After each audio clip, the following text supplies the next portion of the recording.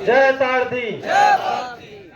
अत्यंत आज हर्ष का विषय है और आज राजनांदगांव की इस पावन भूमि पर हमें आने का अवसर प्राप्त हुआ आप सभी के बीच में। और हम सौभाग्यशाली हैं कि आप जैसे वरिष्ठ ड्राइवर और वरिष्ठ जन और हमारे से छोटे जन और हमारे से कंपेयर करके ड्राइवर जो हमारे साथ उपस्थित है, और उन सभी ड्राइवर भाइयों को मैं नमस्कार करता हूं। जय हिंद। और ये जो जनसंख्या अभी मैं देख रहा हूं वर्तमान समय में, आज दीपावली के इस पावन पर्व पर लगभग सभी ड्राइवर भाइयों का छुट्टी है।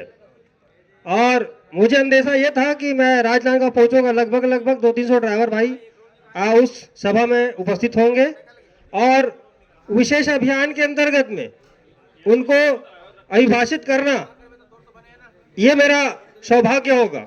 मैं ये सोच के आया था। और ये जो संघ की मुहिम चली है, संगठन की मुहिम चली, कहां से चली है? कहां से चली है? राजनांदगांव से चली है। संगठन को विस्तार करने के लिए संघनाद कहां से किया गया? राजनांदगांव से किया गया। पिछले महासम्मेलन में मैं आया, देखा महासम्मेलन, मैं सोचता था कि राजनांदगांव वाले भाई कम से कम 2000 की संख्या में उपस्थित होंगे, लेकिन देखा कि वहां पे राजनांदगांव वाले हमारे 200 भाई भी उपस्थित नहीं हुए थे। संगठन को विस्तार करने के लिए हमारे माननीय प्रदेश कोषाध्यक्ष महोदय जी और आपके अध्यक्ष महोदय जी, इन्हीं का प्रयास है जो छत्तीसगढ़ ड्राइवर महासंगठन का निर्माण हुआ। संगठन को चलाने के लिए जो अधिकारी होता है, जो मुख्य गद्दी पर बैठता है, उनको मालूम होता है उनकी माइंड में क्या चलती है। उनका पीड़ा कोई जान नहीं सकता। आप महीने में 200 देंगे, 300 रुपए देंगे, ये 200-300 कोई फर्क नहीं पड़ता है भैया।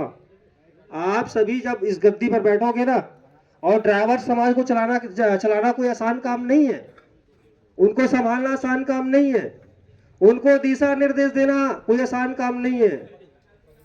जो मुखिया होता है उसकी पीड़ा उसी को जानता है। माइंड हैकिंग हो जाता है, माइंड क्रैक हो जाता है। संगठन को चलाना कोई आसान काम नहीं है। और मैं शुक्रगुजार हूं कि हमारे बड़े भैया माननीय हेमनाथ देवांगन जी शुरू से लगातार अग्रेसिव माइंड में काम कर रहे हैं और लगातार ड्राइवर समाज के हित के लिए आगे बढ़े हुए हैं। पहली पायदान पर है राजनांदगांव, मैं गिनती करता हूं और आप सभी की तारीफ भी करता हूं।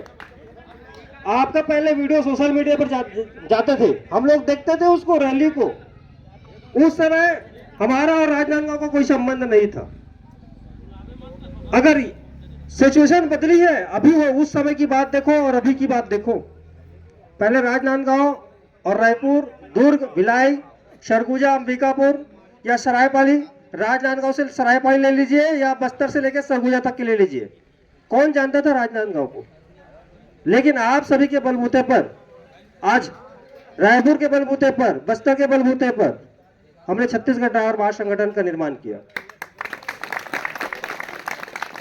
और हमारा सबसे प्रथम उद्देश्य यही रहेगा, ड्राइवर महासमाज और ड्राइवर महापरिवार की रचना करके अपने ताकत को और प्रबल करके एक दूसरे के साथ कंधे से कंधा मिला करके हम आगे चलेंगे, आगे बढ़ेंगे और निरंतरता हमेशा आगे बढ़ते ही रहेंगे।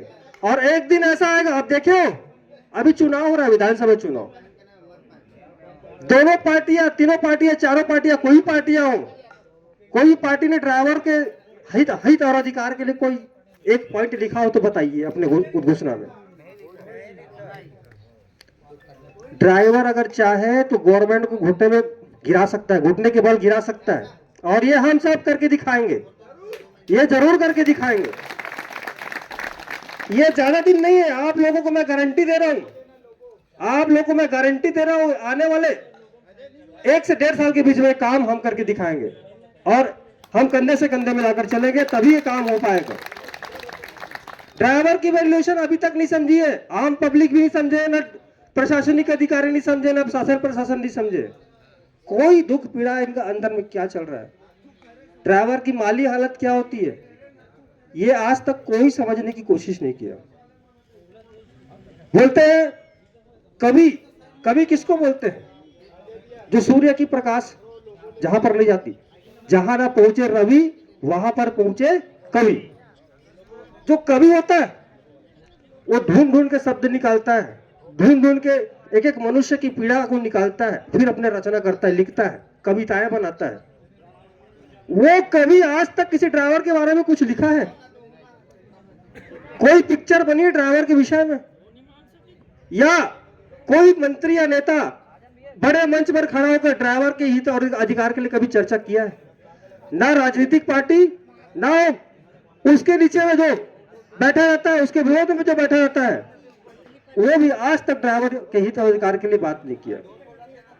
तो हमको इन सभी राजनीतिक दल को दिखाना होगा, बताना होगा, और हमको इनके ऊपर चढ़ाई करना होगा, तभी इन लोग मानेंगे। और जब तक हम संपूर्ण छत्तीसगढ़ को जब तक हम ब्लॉक नहीं करेंगे, जब तक ब्लॉक नहीं करेंगे, तब तक हमारी ताकत क्या है? ये राजनेताओं या प्रशासनिक अधिकारी